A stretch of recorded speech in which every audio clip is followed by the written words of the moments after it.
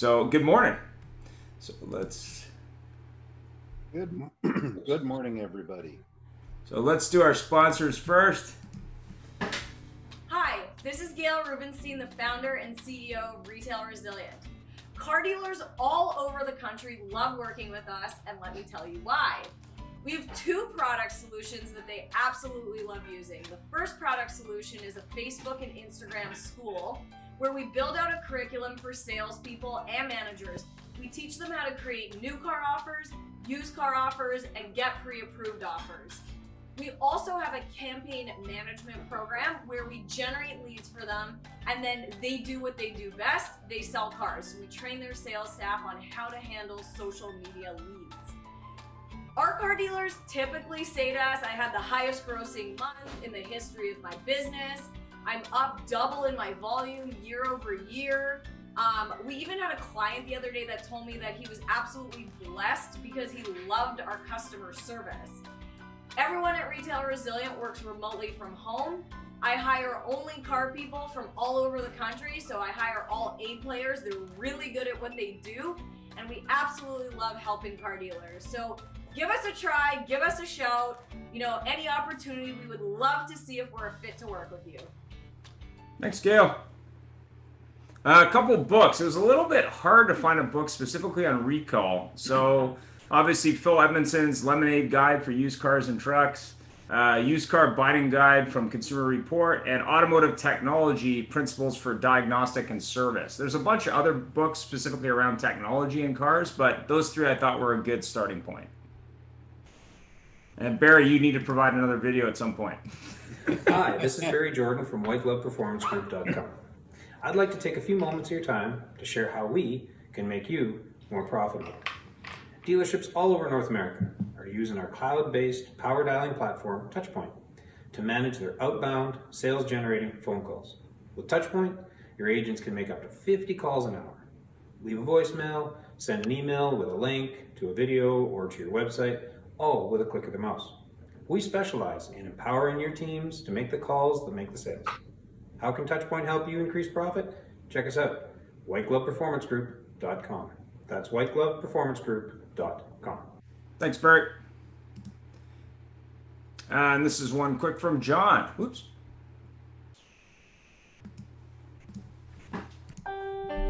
The road to a sale has never been easier.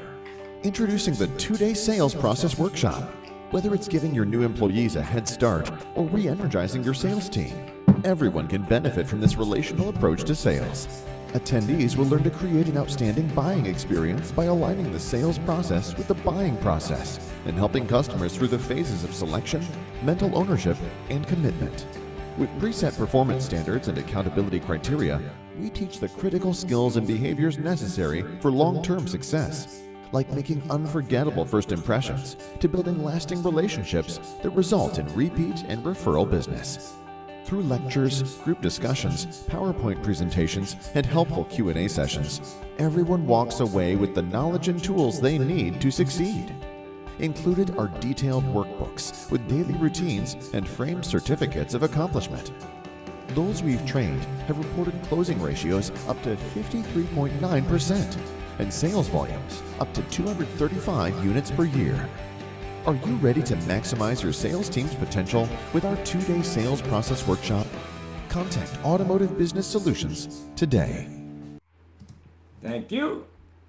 Disclaimer, go ahead, Jeff. Good morning, everybody. We always talk about a little disclaimer beforehand because we know how controversial Stephen Granger can be.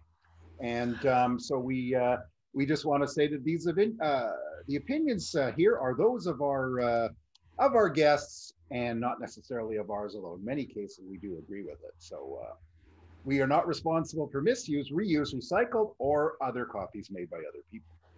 So thank you for joining us. And of course, today we have the recall show, which is a very interesting topic because frankly, recalls are something that isn't new, but been around a long time and probably ignored a lot. And I got quite a kick out of watching that lady with her Hyundai because a friend of mine bought a new Hyundai of that generation, which was 2018, 2017 or whatever. a Santa Fe. And lo and behold, she got into the car one day and drove precisely right into the side of a building, blamed the car, and somehow managed to get Hyundai to buy it back. So I, to this day, wonder if it really was the car's fault, but that's a whole other topic. But so today at our show, without digressing, we have three very dynamic guests and people who've been with us before. First of all, we have with us Stephen Granger, who is the aforementioned person we always have a disclaimer about, who is the founder and CEO of Recall Rabbit in that beautiful vacation capital of Austin, Texas.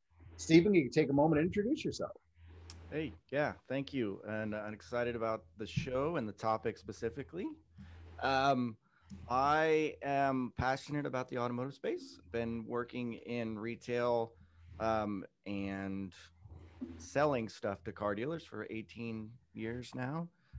Started selling Volkswagens and Audis at a little store in Austin, realized it was the hardest job ever, and decided that I still love cars but didn't want to sell them to people, and got into selling stuff to car dealers. So Recall Rabbit, we've been around for about 3 years now, helping dealers solve recall issues in a unique way, using technology in a unique way to help get recalls in and make revenue from it.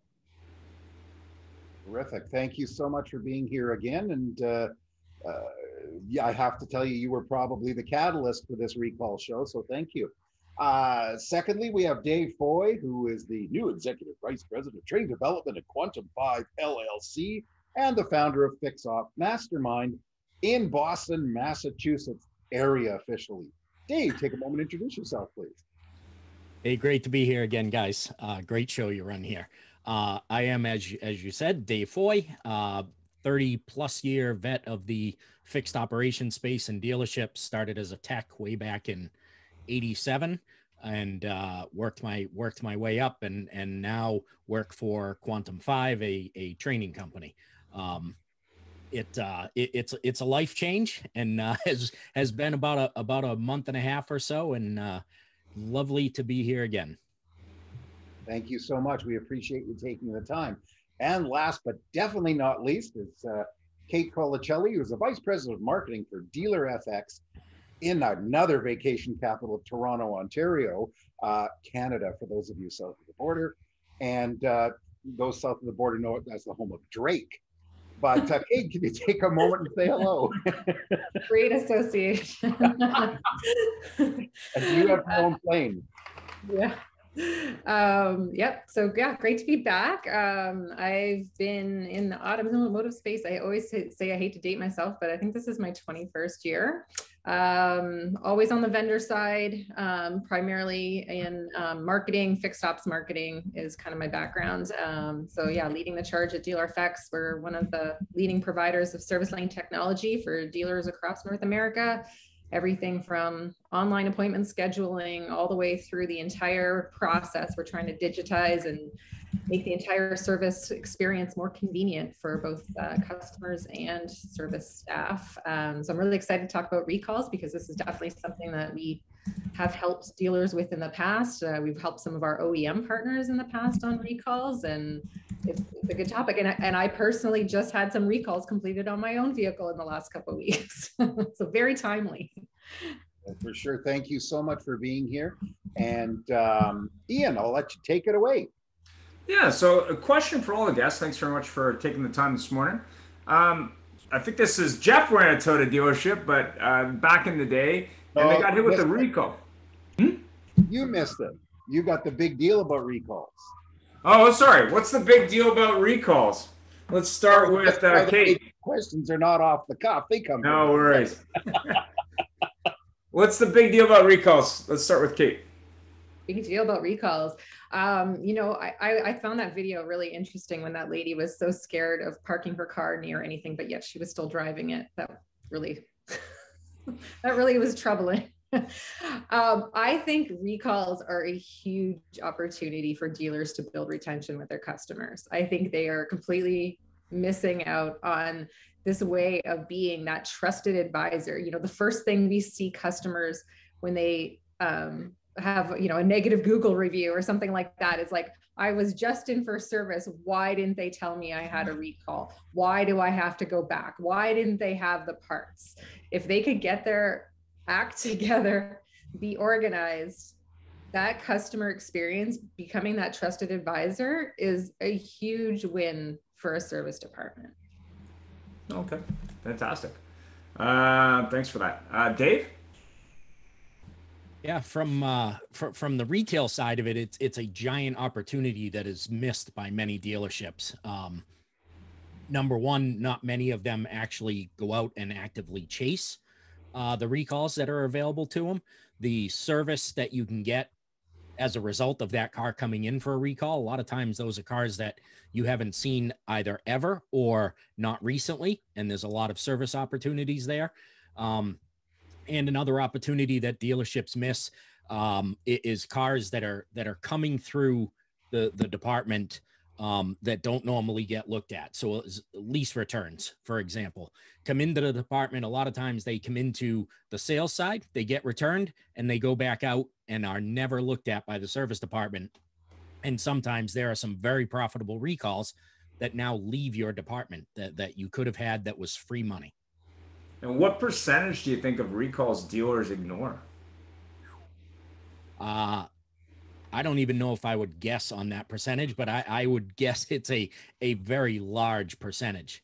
I mean, there's so many recalls that are out there, and some of them are ones that dealers don't care whether they get or not. They're not very profitable. So certainly they're not going to chase those. The OEMs will make their half-hearted attempt to notify a customer, but there's a large percentage of recalls that are never touched on vehicles. Steven? Thanks. Yeah, I just would piggyback on both of those. That, it's interesting when I talk to people who aren't in the auto space, potential investors, advisors, I explain to them how large the problem is. And I give the example of, I remember my first day in college, sitting in an auditorium, some dean talking to us all, and said at one point, look to your left, look to your right. One of you isn't going to be here next year.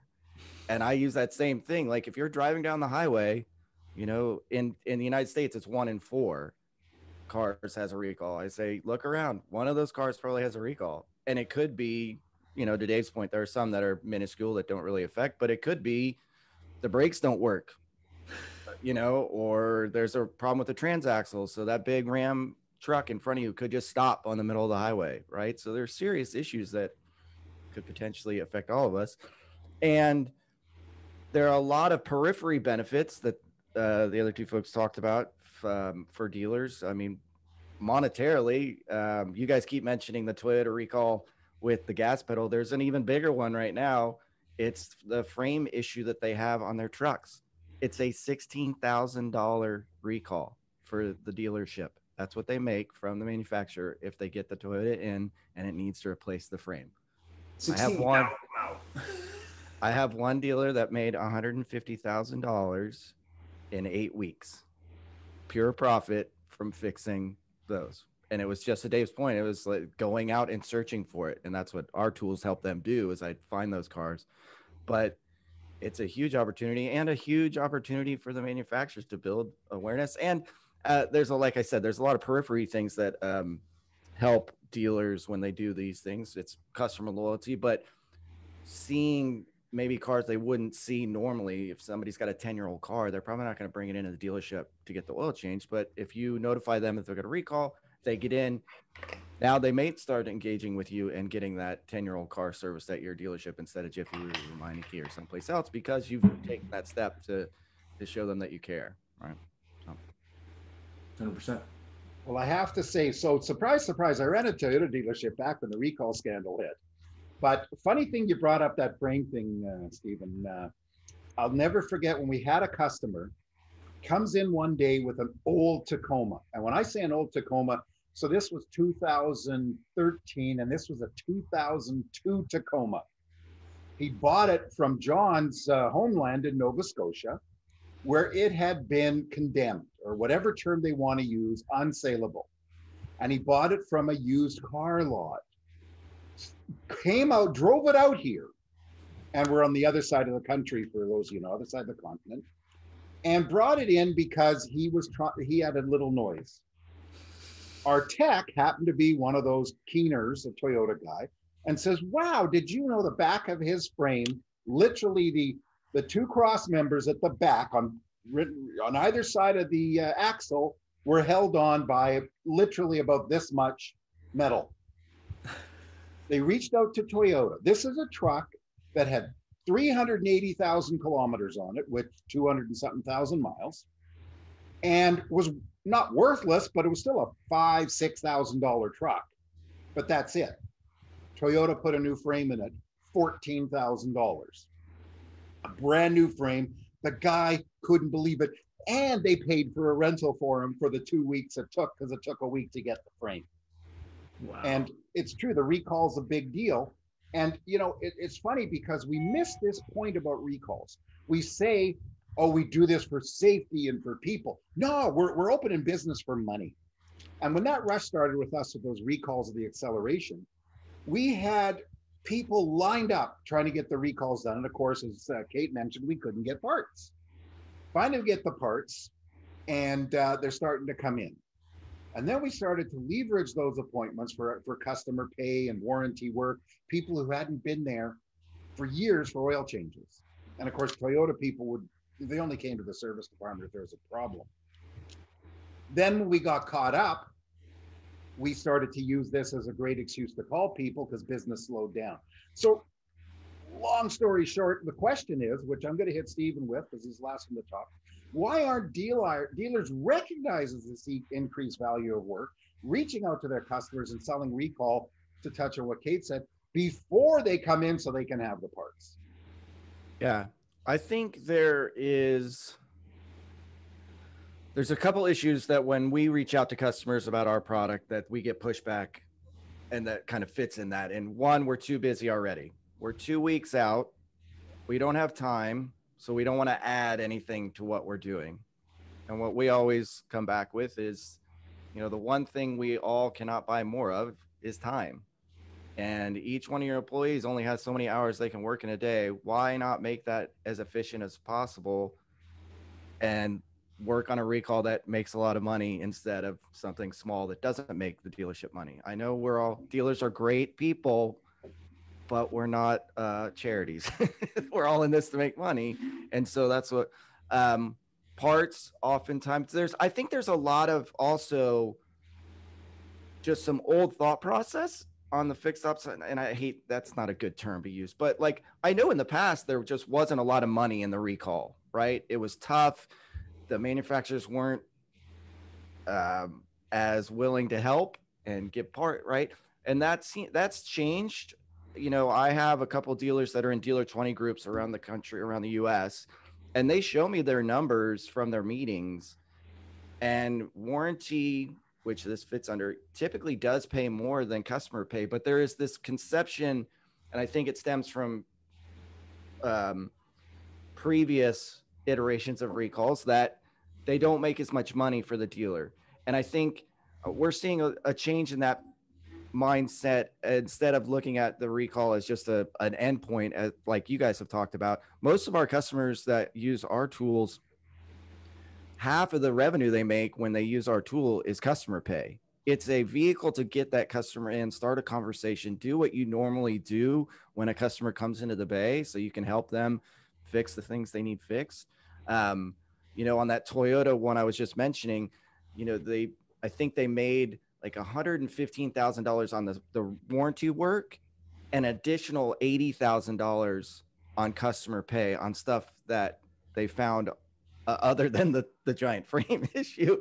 But that's typical across the board with our products, that we see. If dealers are engaging customers in the right way, talking about the recall, there is opportunity to be had beyond that and build a relationship that helps. So.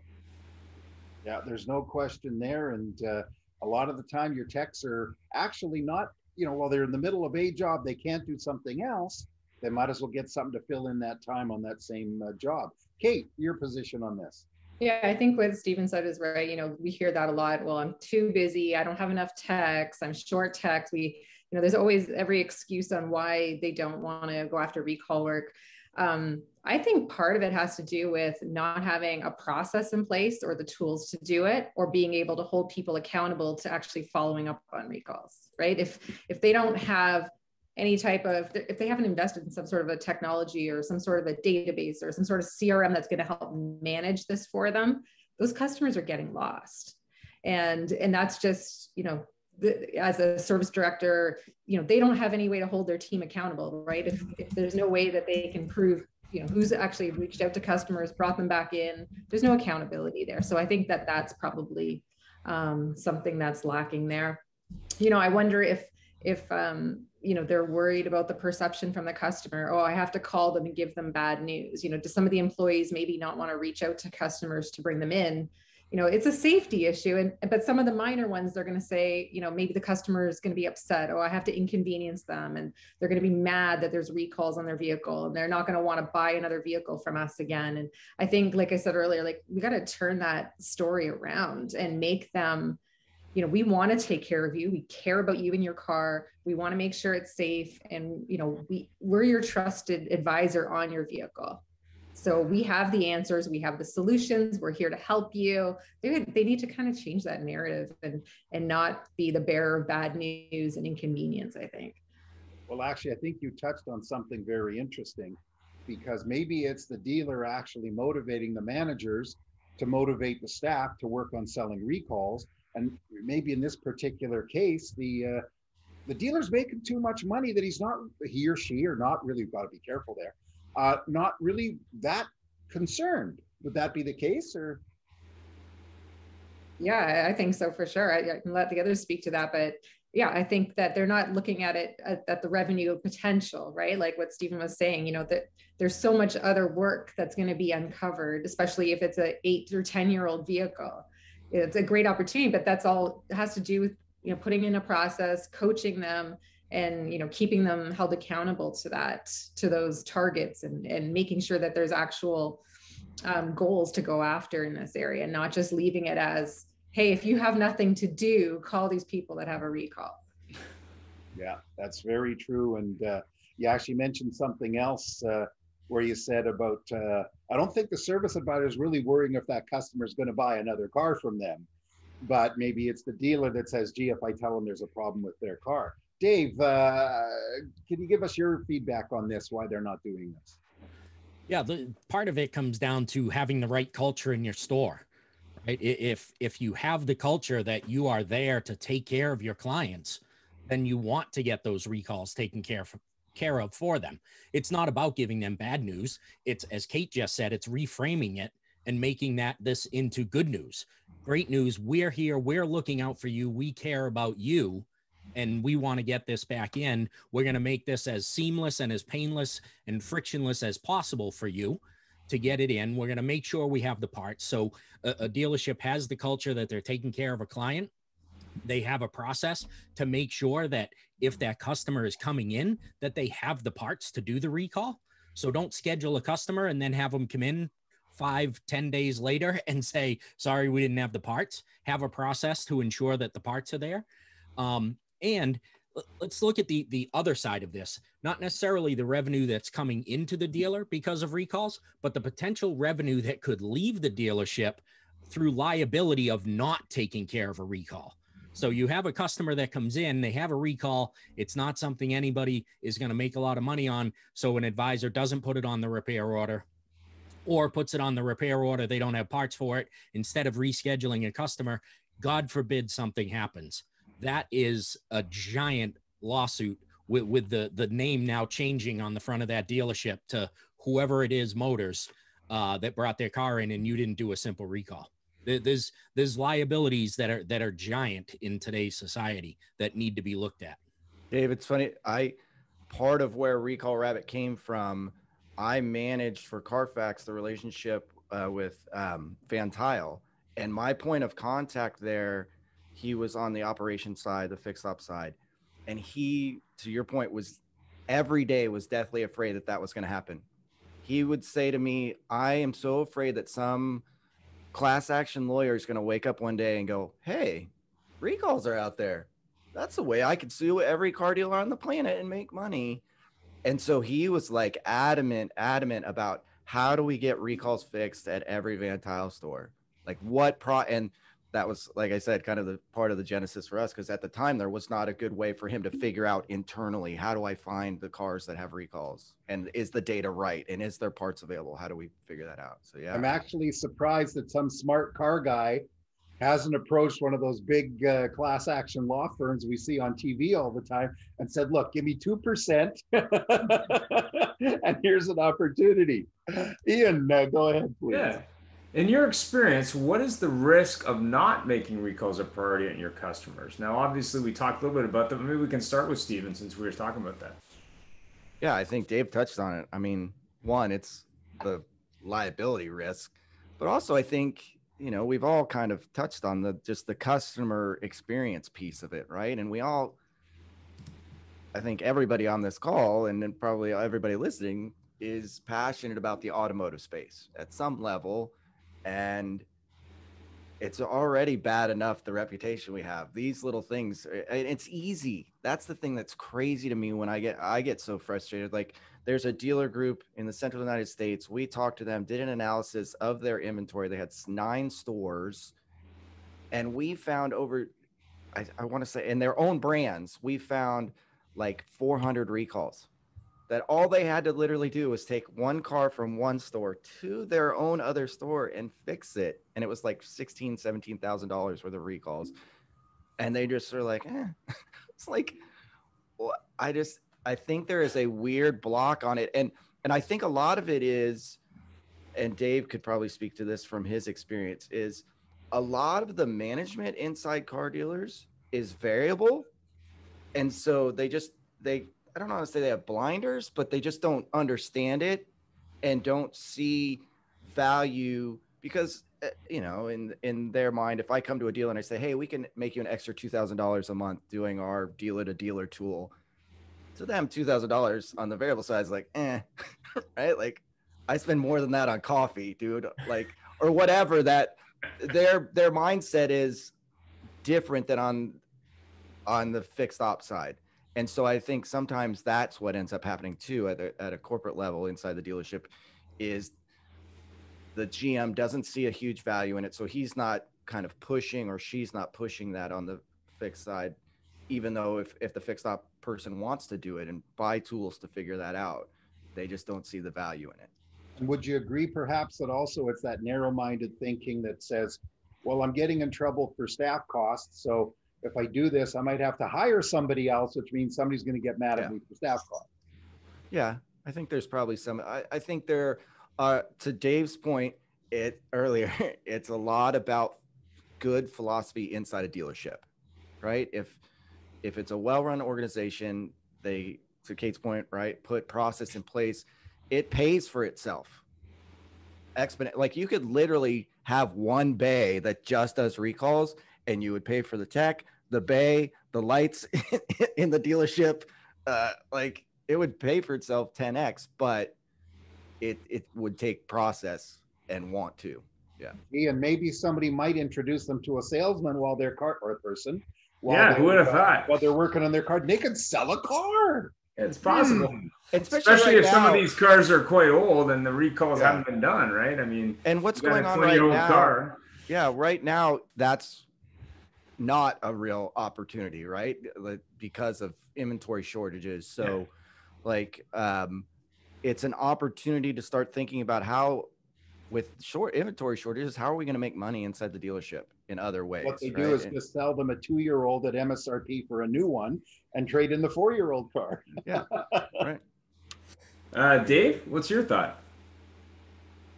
Yeah, there's opportunity everywhere. And there's opportunity for that customer bringing in their recall, even with it being an older car, because of those inventory shortages.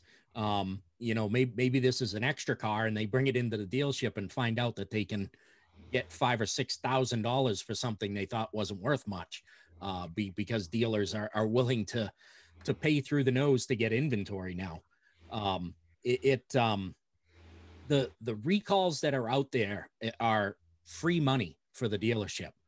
And too often they're looked at as an expense to chase them, to go get them. Going back to Steven's point, when you have off-brand vehicles on a dealership lot, so as of right now, there's nothing that prevents a dealership from selling that vehicle. I think that's probably going to change shortly, but or in the near future.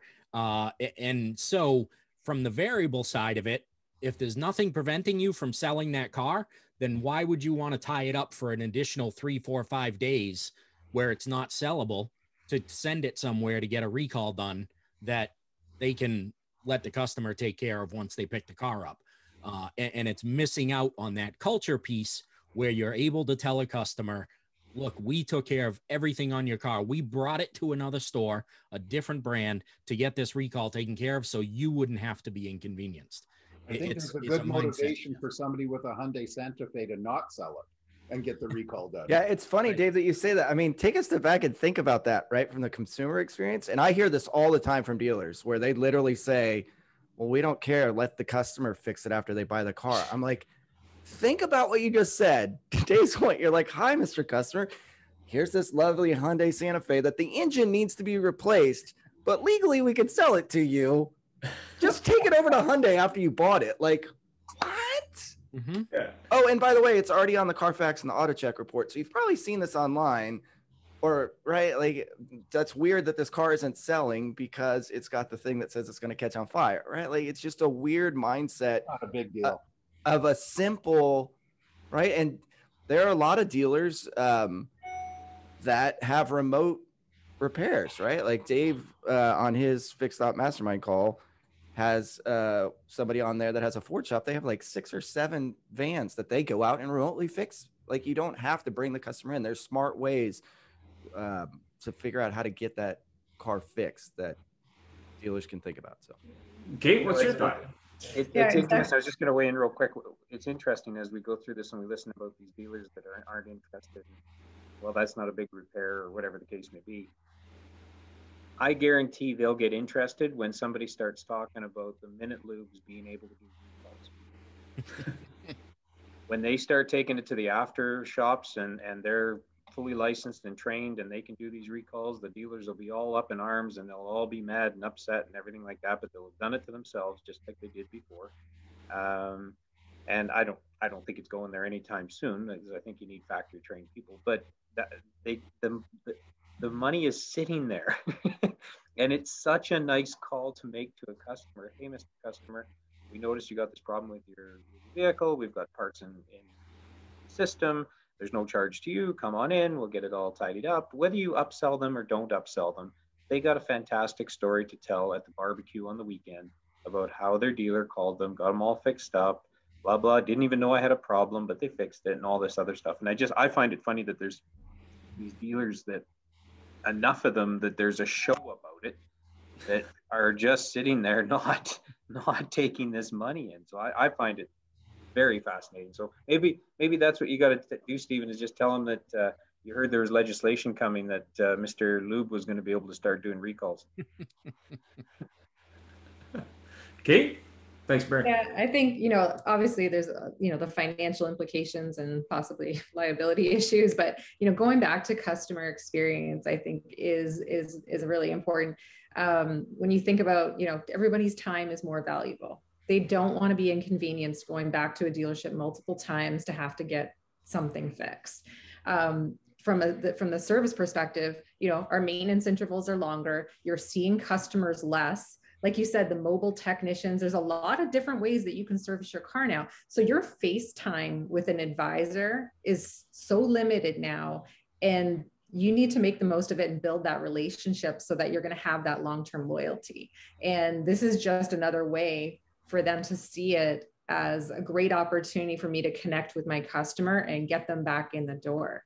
So that, I was saying at the top of the show how, I recently did that, right? I went online to my car dealership. I booked online because, hey, I sell online schedulers and I wanted to, support the process.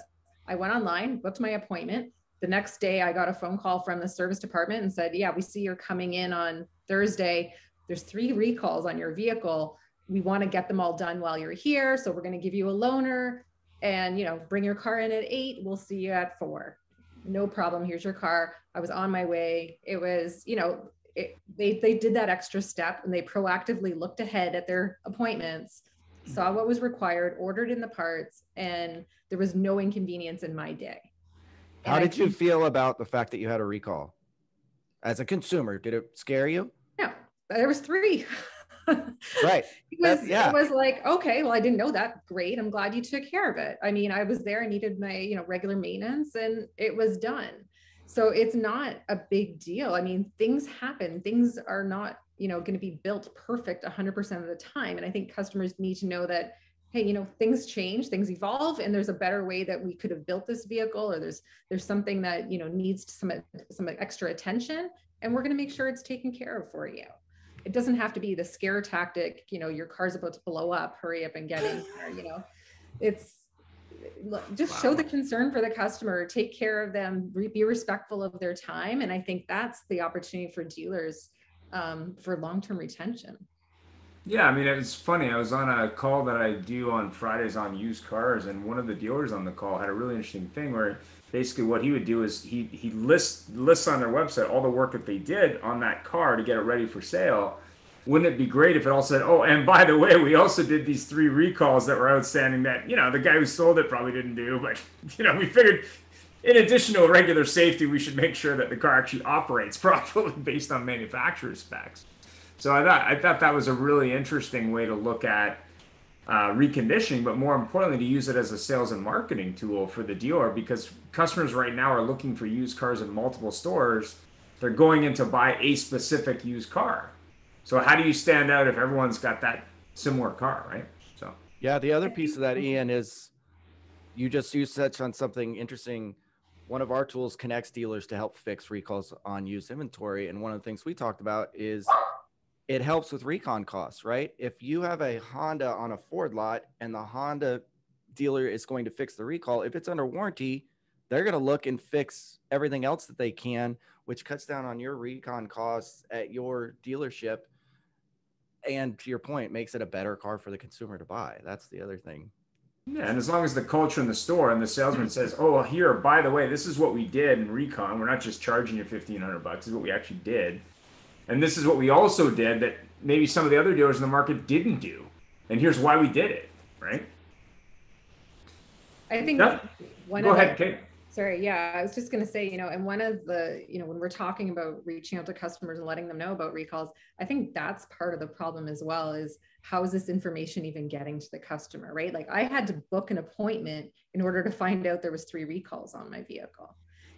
How manufacturers I know are challenged being able to reach customers, where a vehicle changes hands, they lose that capability. We're putting this onus on the dealers to actually touch that end buyer, that end consumer. And, that's a lot of responsibility on there. They should probably be taking it a little bit more seriously, because the manufacturer is not going to be the catch-all for every recall that's out there. And I think that process of getting it to consumers is a big challenge.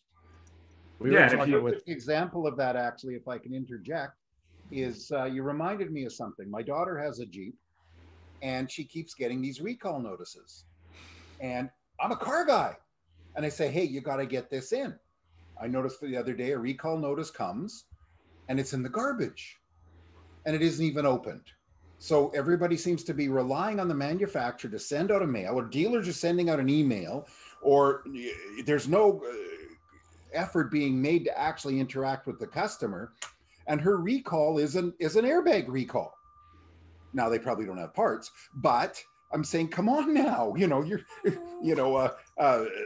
her sister and I have been in 3 accidents in 5 years, and thank God for airbags. So sorry to cut you off there, Stephen. No, I was going to say what's interesting too, to Kate's point, is there are a couple manufacturers that we have dealers of that provide recall data. And that's one of the things that we talk with our customer about. And they're like, half the times the data is not correct from the manufacturer because they're using public data about ownership and it's not correct information. So it's like a double whammy for that particular brand. And there are several brands that do this, where they offer it from a corporate OEM down to the dealership. So they reach out to the customer. They're like, we haven't owned that car for years, or the contact information's not correct. And when they try and update it, it doesn't work. So there is a big disconnect, I think, between the OEM and the dealership level about getting this resolved. And I think that also, to the earlier point, is that also is part of the reason why I think some dealers are hesitant to really focus on recalls, because maybe they have in the past, they've worked with the OEM. When vendors like us call, and there's several vendors in the recall space that'll reach out, they've already got it in their brain, like, look, we've tried this before, we've done something with the OEM, it didn't work, we just made customers mad, we're not going to do something again. So I think there is a big disconnect and opportunity for OEMs to do better, use technology better, right? Not a mailer, to your point, Jeff. How many other things do we all get in the mail? And we're like, I remember those things like non-automotive where you get like I remember you'd open it up and it'd be like $1.50 check because there was some thing you bought that there's some class action. How many of those I've thrown away over my life that I finally opened one? I was like, wait, these were checks, right? The same kind of thing. Yeah. Yeah, that's for sure. You know, it's we miss a great point with all of this. Dave, did you have something you wanted to mention there, or you just popped up on my screen? Nope. Nope. Okay, so we'll move right on. So we've actually touched on this quite a bit, but really, truly, what is the biggest hurdle in getting dealers to do this stuff? You know, we've mentioned liability, we've mentioned incremental profit, but it still doesn't happen. If it did happen, Stephen would be out of work. You know, and we'd have to figure out a different topic of the show. So Dave, I'm going to ask you this: what is the biggest hurdle in getting recalls to the top of mind of dealers? I'll go back to store culture. It needs to be something that is important to taking care of a client to a dealership. Yes, there's recalls out there that provide a lot of money to a dealership to do. But we're not there just to do that, right? Yes, we are there to make money. Obviously, they're profit making machines. But there's a lot of dealerships that do oil changes and don't make any money on them, just to have the customer there to be able to take care of other things for them. And they need to take care of recalls exactly the same way. Take care of your customer in the long term, that retention, that lifetime value of that customer rises as you take care of the customer and you keep the retention cycle going, where the customer comes back to you to purchase a car. And you need to get the culture in your store to be such that a customer no longer calls to make an appointment and says, I need to get an oil change on my car. They need to call and say, I need to get my car in to see Jeff Polo. He takes care of my car. Right. And that's where the culture of the store needs to change. And if Jeff's not there on Tuesday, then I'm not bringing my car on Tuesday. And if you take care of recalls in the same way, then your customers will feel that, they'll understand that, and they'll continue to come back to you. Jeff, we got a question here from the audience. Go ahead. You want me to do it? Go ahead, please. Yeah. Software electronics recalls are about twice the numbers as other systems. What can dealers do to capture this massive wave? Laptops versus wrenches, tech-savvy staff versus master technicians. These can be dangerous recalls. So what can dealers do to be not only aware of these, but understand that, yeah, like the amount of computers in a car, like there's a lot. How do you fix that? Dave, we'll continue with you. Yeah, it's a great question, and obviously, as cars become more and more electronic and electrical, this becomes more and more of an issue for dealerships. Training is a big thing, and understanding, having a process in your dealership to know which technicians can do which recalls is just going to become more and more important as time goes on. And again, it starts at appointment time, with the appointment being scheduled properly for the person that's going to be able to do the vehicle. If you only have one EV person that's trained in your dealership and they're on vacation and you schedule an EV recall, you have an unhappy customer. Yeah, for sure. You know, I have to say that comment, thank you, Sean, much appreciate the comment and question. Biggest shock that anybody ever has is when you see a NASCAR car come into the pits with a problem and it's not running, and out comes a guy carrying a laptop. And you know, they're opening up the hood, they're turning wrenches, but the laptop guy's working the hardest. So Kate, let's get your opinion on this hurdle and getting Yeah. this to the top of mind, and also Sean's comment. Yeah, I think, you know, it really becomes down to, like, as Dave was saying, you know, it's focus, and it's what, you know, the culture of the dealership is. And I think it's the same with other things like, you know, equity mining and going after, you know, trying to upsell on the service drive. These are all different. They're all important initiatives, and they're all different initiatives, but it all takes focus. And I find, you know, in my experience with a lot of dealers, they almost you need to prove it to believe it, right? They want to see, oh, wait a minute here, let me try it. If I get the uptake, yeah, then this is now going to become a priority for us, and we'll put the process in place. But sometimes they have to see it to believe it. And, you know, hopefully there's some great solutions out there that can help them kind of see the light and look at this as, you know, a big opportunity for both revenue and for retention. Well, you know, you mentioned too, of course, you're in that helping software side of the business, as of course, you know, Stephen is, and many people are. But we've had this discussion on different topics before. You can have all the solutions in the world, but if your people aren't focused on that, what's the point? Yeah, absolutely. And I think, you know, going back to the recalls and Sean's question, you know, that's where you can take advantage of some of these tools. Sort the recalls by importance, by how critical they are. Use your database, you know, segment your customers, you know, that the information is all there. Use the tools, go after some of these really important recalls. Yeah, like there's obviously other ones that are much smaller and not as significant to the end consumer, but take care of the big ones, because that's where the customer is actually going to appreciate you looking out for their safety and for the, you know, the investment in their vehicle. Yeah. Stephen, I'll get your point in this, but actually just before I say that, to turn it over to you, Dave made an interesting comment. We reach out for oil changes. Now, how many people come in for oil changes and nobody checks the car for a recall? Stephen? A lot. And they're losing money on the oil change. Yeah. No, and I think that just goes back full circle to Dave's point about culture. And I think changing a mindset of what the recall is it's an opportunity to build engagement with the customer, not a revenue generator or a scare tactic or whatever. It's changing that. And to Kate's point, I would say our best customers, there's another piece, and kind of ties into Sean's point.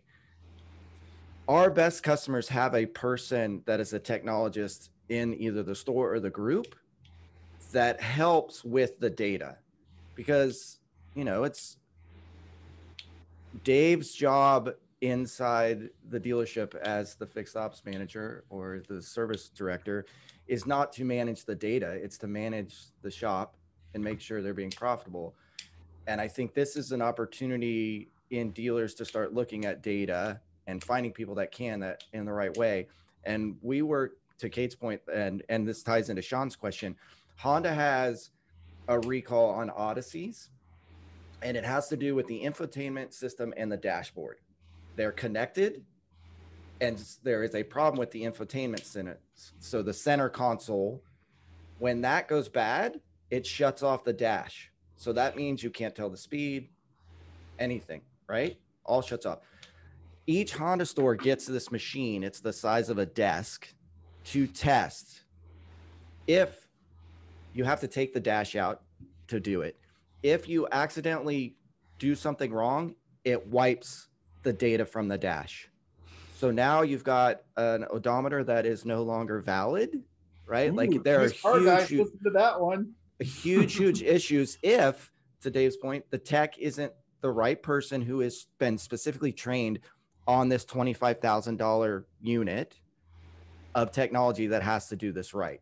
And so you can only have a certain number of people that can do that inside a store, right? And that repair costs they make $700 doing that because you have to fix everything, right? And do that test if it has to be repaired. And so utilizing that data to make sure that you're reaching out to those people, to Kate's point, right? So you think about the holistic nature of that process, right? It's a Hyundai or a Honda Odyssey.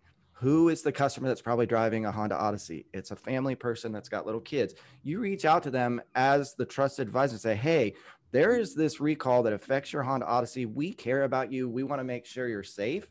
It's going to take X amount of time. We'll give you a loan, right? Like, think about that whole circle.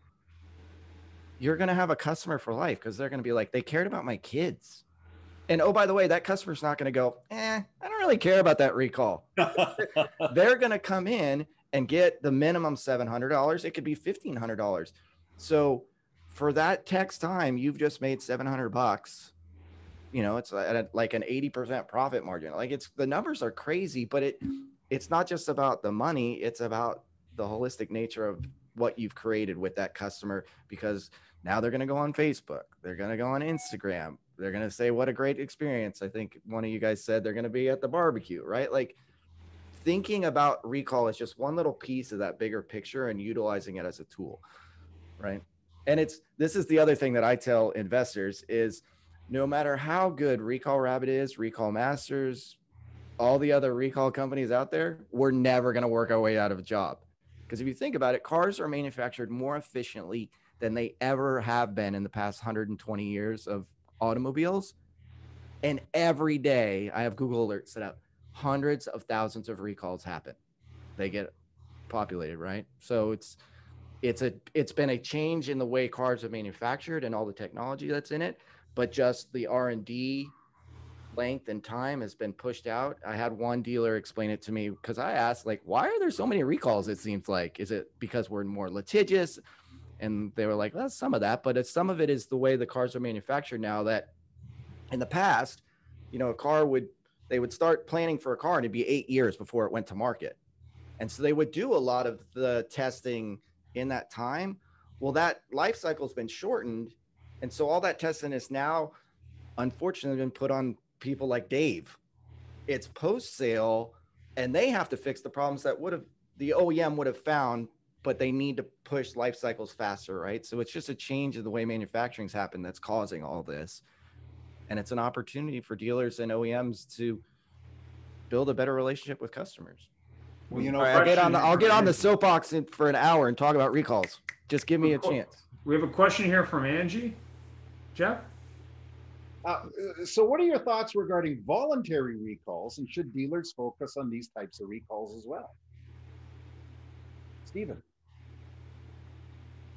I would say yes. And it just goes back to that, you know, it's building brand. Like, I remember an early experience. I mentioned I worked at a Volkswagen Audi store. I'm a huge Audi Volkswagen person. I've owned a bunch in my lifetime. And I vividly remember, and you guys have been in the industry a while, you probably remember this. There was this weird thing with the Volkswagen and Audi automatic window hold, like the thing that held the glass. It was like every one of them was bad. They never, like, I didn't know that, but every time a customer came into our store, they fixed it without even like they would tell. And I vividly remember bringing my Audi TT in, they bringing it out to me and going, hey, by the way, I took it in for the oil. And they're like, by the way, there was this recall, we fixed it for you. And I remember thinking like, oh, that's cool. I didn't even have to do anything, right? And it was just that little thing that literally I wasn't in the industry at that point. Like, they obviously made money on it, but I was like, oh, they cared about me. Now I'd probably be a little less, I'd be more cynical about it, but it did make me feel exactly to Kate and Dave's point about like the environment and culture, that you felt like, oh, these guys care about me. I'll bring my car back here. Yeah. Kate? Yeah, I would just add on to that, you know, it's exactly the same as the premise. You know, you want to build that relationship and that trust factor. And it's the same thing that, you know, when a tech does an inspection on a vehicle, you want to show the customer the things that are good and the things that are bad, not just always focus on the negative. So if you have that opportunity to talk to them about a voluntary recall, say, you know, this isn't critical, it's not urgent, but we'd like to take care of it for you while you're here. You know, it's a courtesy thing. And I think, you know, it's a great way to build relationships. Dave, same thing? Yeah, so many of those, the dealers have to walk a fine line because those are given to the dealerships from the OEMs with if the problem is manifesting itself, right? So, as an example, I'll jump off for 1 second. Stephen, that's window regulators, and that is still a problem with, with both, 30 years later. But so Ford F-Series and some other Fords have a problem with door locks freezing in climates like mine, not in yours, Stephen, but so you'll have customers that'll come in the middle of June and mention that, and depending on what the culture of your store is, they may go, well, but it has to be happening for us to do anything about it. That's just changing the question that you ask, right? You can stay within your manufacturer's guidelines and still ask the questions to get to the point that you need to be able to put that concern down on a repair order and take care of that for a customer. So it's just a shift in how you have to look at those to still walk within the guidelines of your OEM, but also take care of your clients. But the question is, though, Dave, this is something very interesting. These dealers will sell a winterizing special.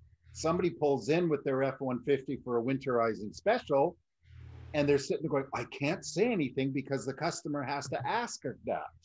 And then they could say to them when literally in there in the service drive, by the way, have you experienced the sticking lock in the winter? Mm-hmm. Oh, I have. Great, I can do it. Right. If that, it's kind of a weird position that you have to ask about it, but I guess that falls under a campaign instead of a recall. Yeah, exactly. They're just you can call them whatever you wish. they are an issue that should be taken care of for a client, and you just have to have that client's best interest in mind, and you can get to the point that you need to so that you can actually repair that for them. It's actually an advisor getting themselves up to speed when they book the car in, when they can check so they know what to mention. We're almost up today, folks. We try to keep it within the 1 hour. Any final questions comments from our guests? No, I just would say thank you guys for addressing this. I think, as you can tell, the conversation, it's a topic that doesn't get touched on enough, that I think is an important way to build loyalty and a good measure between consumers and the auto space. That's an easy, it's a win. As we tell people, it's a win-win-win, right? Like if a dealer fixes the car that's on a used lot, the dealer that fixed it makes money. The dealer that's got it for sale has a better car to sell, and the consumer wins. It's one of the small pieces in our little world that we actually do good, and we all benefit. So we should be doing more of it.